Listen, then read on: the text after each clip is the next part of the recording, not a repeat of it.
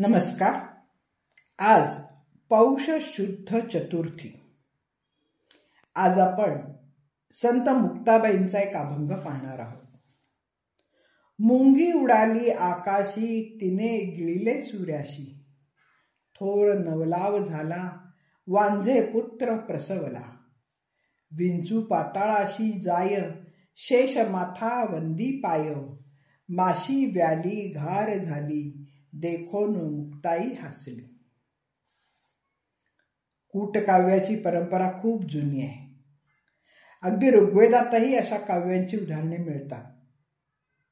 महाभारतात तर अनेक श्लोक मिळतात, कारण कळून लिहित जाणारा लेखक श्री गणेश झपाट्याने लिहित असत. श्री व्यासांना तेवढ्या वेगाने काव्यरचना करायला अवघड जाईल, तेव्हा पुढील काव्याचे स्फुरण येण्यापूर्वी श्री व्यास एखादा श्लोक कूटात्मक सांगत. त्याचा अर्थ नीट समजून घेण्याला श्री गणेशाला कठीण जाईल. त्याचा विचार चालू असेपर्यंत व्यासांना पुढील काव्य स्फुरत असे. कूटकाव्याची परंपरा मराठी वाङ्मयातही आहे आणि ती वाङ्मयाची अमूल्य निधी आहे. प्राचीन वाङ्मयात ही परंपरा प्रथम सिद्ध पुरुषांनी चालवली. त्यात एक प्रकारचे मनोरंजन असते आणि त्यातून कुठला तरी गहन सिद्धांत मात्र काढलेला असतो. विद्वानांच्या मते मराठीत हा प्रकार अपभ्रंशमधून आला. नाथपंथी साधूंनी एक शैली म्हणून त्याचा उपयोग केला. या कूट काव्यात भगवंताच्या शोधाचीच गोष्ट केलेली असते. अशा रचना बहुतेक वेळेला विरोधाभास मूलक असतात. नेहमीपेक्षा क्रम मात्र उलटा असतो. आत्मतत्वाला ओळखण्यासाठी लौकिक क्रमाला उलटवले जाते. ब्रह्मरंध्राकडून ब्रह्मांडात प्रवेश करावा लागतो, म्हणजे प्रवाह उलटा फिरवावा लागतो.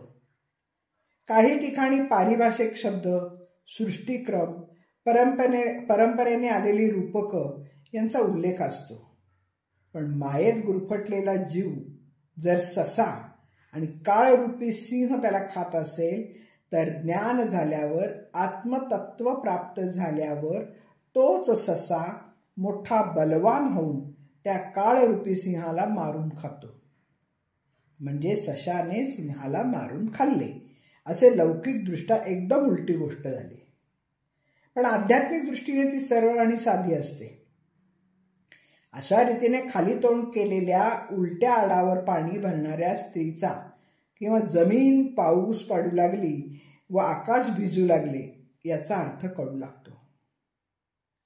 मराठीतलं प्रेम, प्रज्ञा आणि प्रतिभा यांचे प्रयागतीर्थ असलेल्या ज्ञानेश्वरांना ताटीच्या अभंगाद्वारे तुम्ही तरुणी विश्वतारा असं सांगणारी, ज्याला अखंड देवाचा शेजार त्या नामदेवाला गुरुकर आणि शहाणा हो म्हणणारी आणि 1400 वर्ष योग साधनेतील शक्तीने गर्विष्ठ बनलेल्या चांगदेवाला त्याने पाठवलेली कोरी चिठ्ठी पाहून 1400 वर्ष जगून कोराच राहिला असं म्हणून चांगदेवाचा अभिमान घालवणारी योगिनी मुक्ताबाई ही देखील एक कूट प्रश्नच आपल्यापुढे उभा करते. कारण पुढे ती 15 वर्षाची मुलगी त्या योग्याची गुरु होते. तो तिच्या चरणाजवळ बसतो. अशा या योगिनी आत्मनिष्ठ असलेल्या, अद्वैतानुभव मिळवलेल्या मुक्ताबाईचा हा कूट अभंग आहे. मुंगी उडून आकाशात जाते आणि ती सूर्याला गिळून टाकते. केवढे आश्चर्य बघा. वांझेला पुत्र झाला, अघटितच घडले. विंचू पाताळ लोकात गेला आणि तिथे असलेल्या शेषाच्या टाळूवर त्याने पाय दिला. शेष त्याच्या पाया पडतो. एवढीशी माशी, पण तिने व्याल्यावर घारीला जन्म दिला. हे सर्व पाहून मुक्ताबाईला हसू येणारच की. हे सर्व अद्भुत वाटणारे प्रकार योग्याला मात्र समजतात. मी ब्रह्म आहे असे जाणवले की सर्व विश्वाला जीवात्मा व्यापून टाकतो. जीव मुंगीचा, पण त्याने सूर्यासारख्या व्यापक तत्वाला गिळून टाकले.